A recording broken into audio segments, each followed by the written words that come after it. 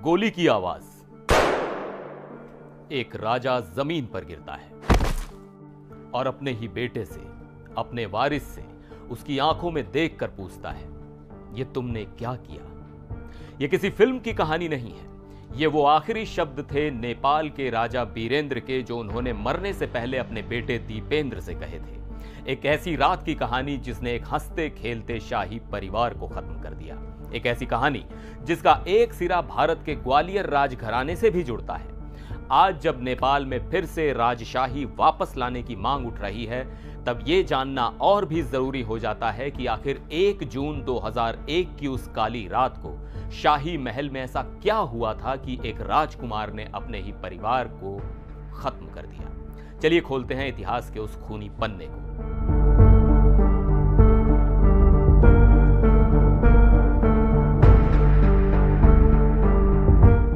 तो कहानी शुरू होती है साल 2001 से।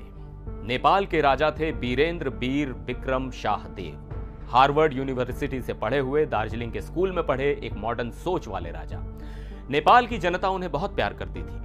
उनके डेवलपमेंट के काम और सोशल रिफॉर्म्स की वजह से वो लोगों के दिलों पर राज करते थे। 1970 में उनकी शादी हुई रानी ऐश्वर्य राज्य लक्ष्मी देवी शाह से। बहुत ही शानदार शादी थी। इनके 3 बच्चे थे, क्राउन प्रिंस यानी युवराज दीपेंद्र, राजकुमारी श्रुति और राजकुमार निरंजन। सब कुछ बिल्कुल परफेक्ट लग रहा था। एक खुशहाल शाही परिवार जिसे जनता का भरपूर प्यार मिल रहा था। लेकिन कहते हैं ना, हर चमकती चीज सोना नहीं होती। इस शाही परिवार की चमक के पीछे एक ऐसा अंधेरा छिपा था जो जल्द ही सबको निगलने वाला था। तारीख थी 1 जून 2001। जगह काठमांडू का नारायण हिती पैलेस। महल में शाही परिवार की एक प्राइवेट पार्टी चल रही थी। माहौल खुशनुमा था। युवराज दीपेंद्र, जिनकी उम्र उस वक्त 29 साल थी, पार्टी में मेहमानों को ड्रिंक सर्व कर रहे थे। सब कुछ नॉर्मल था।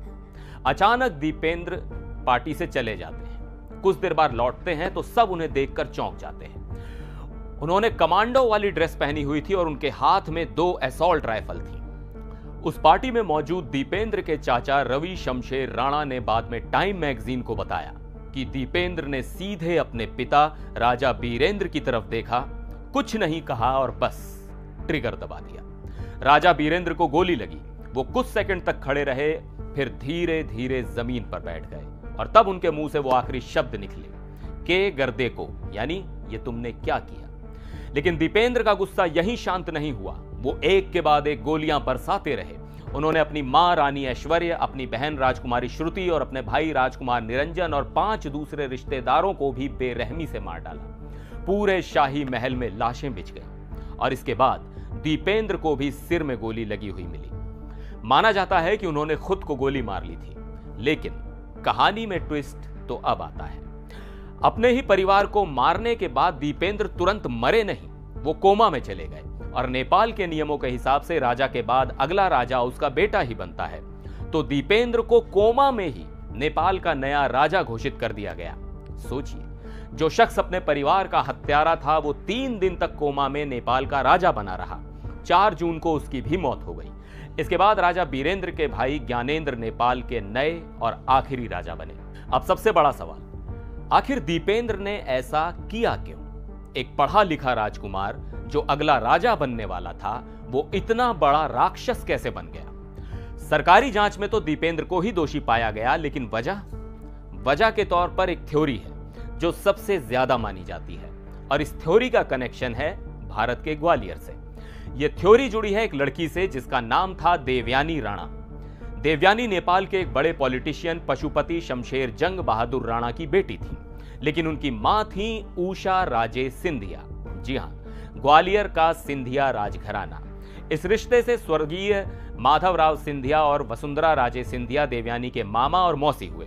दीपेंद्र और देवयानी की मुलाकात ब्रिटेन में हुई थी और दोनों एक दूसरे से प्यार करते थे, शादी करना चाहते थे।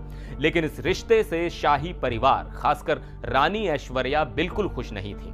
वो चाहती थी कि दीपेंद्र की शादी किसी और राजघराने की लड़की से हो। इस बात को लेकर दीपेंद्र और उनकी मां में अक्सर झगड़ा होता था।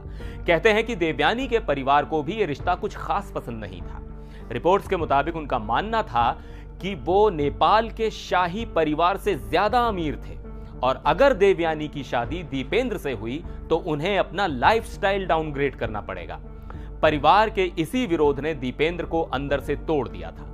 कहा जाता है कि 1 जून की उस रात भी पार्टी में उनका किसी मेहमान से झगड़ा हुआ था। वो नशे में थे और इसी गुस्से में उन्होंने फ्रस्ट्रेशन में इतना बड़ा और खौफनाक कदम उठा लिया। इस हत्याकांड ने नेपाल को हमेशा के लिए बदल दिया। लोगों का राजशाही पर से भरोसा उठ गया।